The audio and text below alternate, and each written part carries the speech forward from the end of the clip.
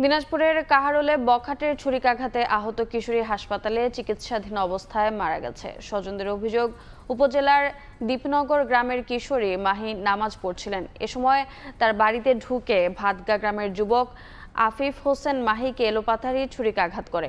এ ঘটনায় গুরুতর অবস্থায় তাকে হাসপাতালে ভর্তি করা হয়।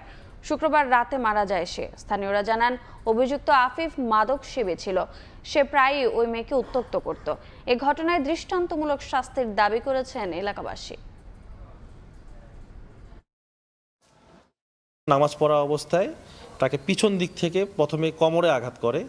কোমরে আঘাত করার পরে তার পায়ে স্টেপ করে।